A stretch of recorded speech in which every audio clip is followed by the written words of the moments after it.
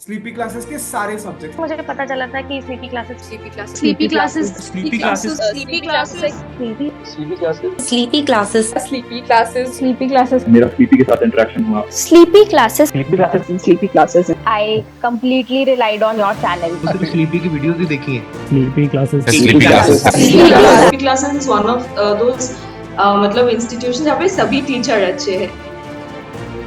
नमस्कार दोस्तों, मेरा नाम सुरभि श्रीवास्तव है। मेरी सिविल सर्विस एग्जामिनेशन में 56 रैंक प्राप्त हुई है। ये मेरा थर्ड अटेम्प्ट था और मेरा जो वैकल्पिक विषय है वो political science and international relations है। इससे मैंने 2 बार मेंस दिया है। 2022 में मेंस जो मैंने दिया था उसमें मेरे मार्क्स 275 थे और इस बार मेरे 273 मार्क्स हैं, तो वो मोर और लेस अबव एवरेज मार्क्स हैं।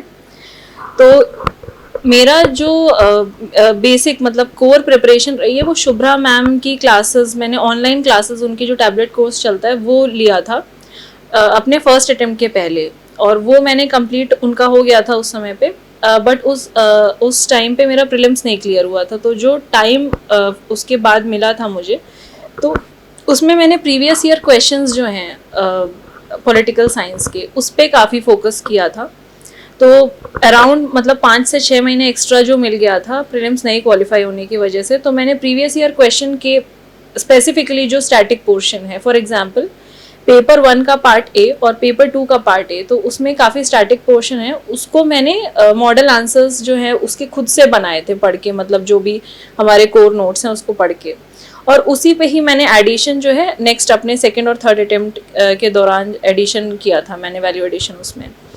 तो इसमें अगर बात करें तो 4 पोर्शंस में हम डिवाइड कर सकते हैं पॉलिटिकल साइंस आईआर को।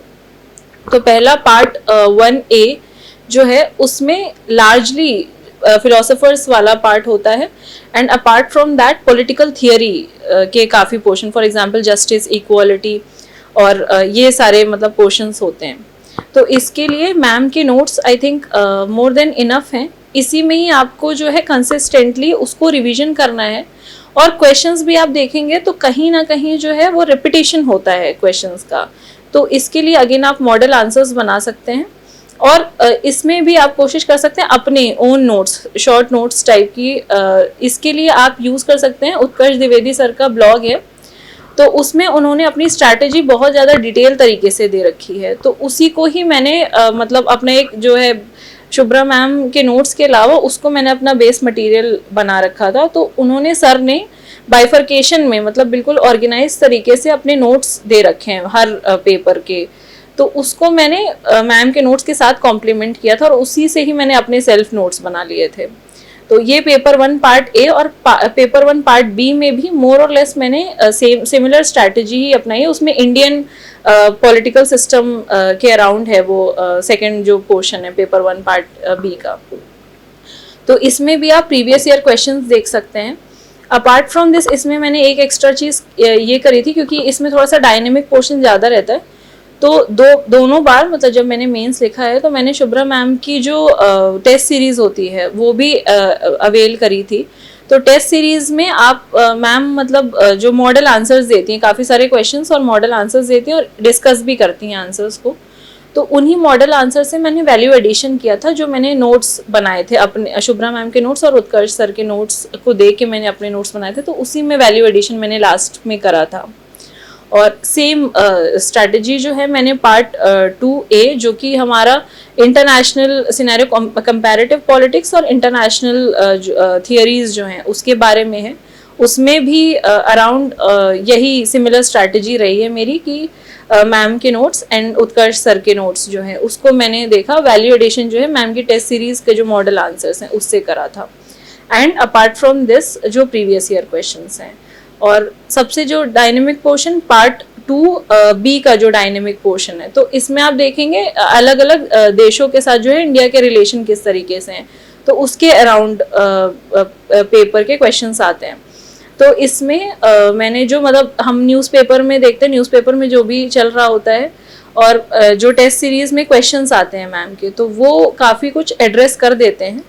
और आप इसमें मतलब इसमें भी और generally through out across the paper आप एक इंट्रो बॉडी कंक्लूजन टाइप का जो है फॉर्मेट अपने नोट्स में बना सकते हैं।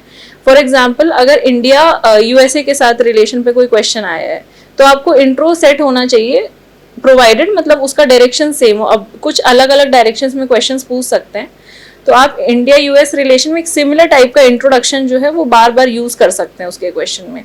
देन जो भी डिमांड ऑफ द क्वेश्चन है कि मतलब अगर रिलेशंस बेटर हो रहे हैं या कोई डील साइन हुई है तो उसके अराउंड आया, तो आपने कुछ फैक्ट्स पुट अप कर दिए, फिर आपने उसकी एक थियोरेटिकल बेसिस से आपने स्टार्ट किया, फिर आपने कुछ उसमें फैक्ट्स डाल दिए, एंड फाइनली कंक्लूजन भी आप सेट प्री टाइप का दे सकते हैं उसमें कि एक पॉजिटिव नोट पे इस तरीके से मतलब रिलेशंस चल रहे हैं और किसी जो भी स्कॉलर्स हैं उन सब के नाम। स्लीपी की वीडियोस भी देखी है। स्लीपी क्लासेस के जो आपने फ्री लेक्चर्स डाल रखे हैं यूट्यूब पर, राइट उनको लाइक काउंटलेस टाइम्स देखा है। Sleepy classes is one of those मतलब इंस्टीट्यूशन जहाँ पे सभी टीचर अच्छे हैं। CP classes has been the part of the journey from the very starting. I used to follow that 1-minute series plus the daily 5 questions that you post. Sir आपके सारे videos मैंने 5-6 बार तो देखे ही।